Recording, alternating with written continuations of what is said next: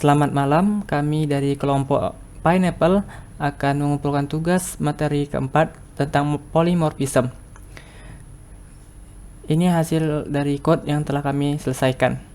Di sini pada fungsi main, yang pertama adalah untuk input dari item, kemudian mengeluarkan metode dari item tersebut. Yang kedua, memasukkan staff ID, kemudian mengeluarkannya. Kemudian masuk lagi membuat pulsa.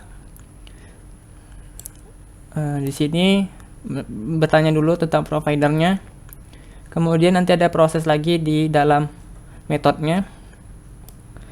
Kemudian menanyakan tentang pembayaran belanja online.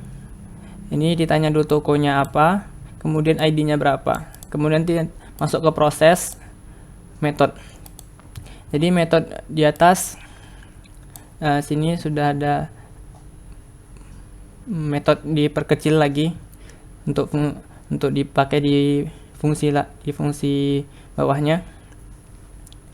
Nah, di sini sudah membuat datanya.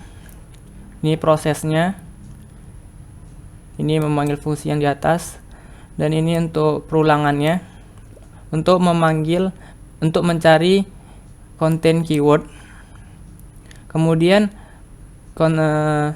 hasil dari sini akan di print di bawah ini. Tapi terlebih dahulu di sini ada proses, di mana proses ini untuk menselaraskan untuk di print.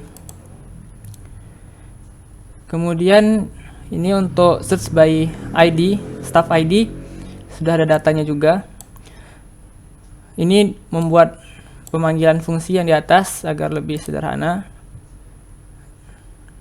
Ini pemanggilan staff berdasarkan ID, dan ini juga pengolahan data, pengolahan tanggal. Di sini ada angka-angka ini menunjukkan hari ataupun bulan. Tadi ada komennya di sini, berapa hari, berapa di situ. Jadi nanti misalnya staff ini lahir pada tahun 1996, kemudian di sini tambah tanggal terakhir dikurang 1996, dan ini dibagi tahun sehingga nanti dapat namanya age staff. Kemudian ini di sini ada konsep polymorphismnya, di mana manajer ini akan memanggil staff list, memanggil isi dari staff. Kalau kita lihat di manajernya, di staff ini memiliki konstruktor seperti ini, beberapa string, dan ini yang dimiliki oleh staff. Kemudian di dalam manager memiliki variabel tersebut, variabel dari staff. Jadi tinggal hanya menambahkan kebutuhan dari manager, yaitu time in, time out, dan lane keberapa, kasir keberapa. Ini sudah dibuat supernya di atas seperti itu. Nah, di sini untuk pulsa membuat defaultnya 0, karena nanti tergantung pemasukannya berapa yang diinginkan. Sini biaya adminnya ada 1000, seperti itu.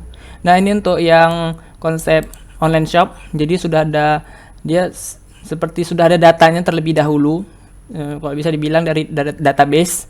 Jadi tinggal dipanggil berdasarkannya tokonya apa dulu, kemudian ID-nya didapat, nanti keluar dari data tersebut atas nama pemilik dan total yang harus dibayarkan. Itu. Kemudian ini tadi untuk item sudah pakai encapsulation. Ini untuk manager yang sudah dijelaskan. Nah, ini sama juga untuk online shop, stringnya dan encapsulationnya. juga get dan set untuk vouchernya, dan harganya nanti di set juga harganya. Nah, kita mulai saja run. Jadi yang pertama itu kita bisa lihat dari datanya di atas. Misalnya saya menggunakan KitKat, kita ambil cat-nya aja, cat. Nah, tampil dia data untuk cat-nya, ID, name, production, expirednya udah minus, berarti sudah yang lalu, item has expired. Kemudian data dari staff itu kalau di depannya 1000, misalnya 1003. Nah, ini ada namanya atas nama Vito, born date-nya udah ada, age-nya 24 tahun, dan pada saat ini dia sedang bekerja karena dia ini sekarang jam 10 malam dan dia harus bekerja hingga 10 malam. Sini yang namanya Vito, jam masuknya jam 3 sore, kemudiannya pulang jam 10 malam, dan sekarang ini masih jam setengah 10 malam. Kemudian dia berada di line keempat. Nah, kemudian kita masukkan providernya, ini bisa huruf besar huruf kecil, sudah diatur. Kita masukkan Telkomsel, berapa persen diinginkan, 10.000.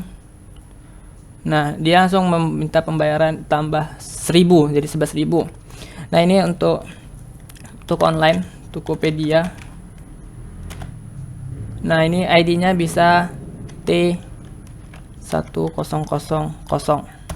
Nah, T ada 1000, T ini kode dari tokonya. Nanti kalau Bukalapak namanya B, Lazada L, nama pembayar 1000, 2000, dan pembayarannya ada 2000. Ini sesuai dari toko online-nya dia pas saat check out. Mungkin saja, terima kasih, selamat malam.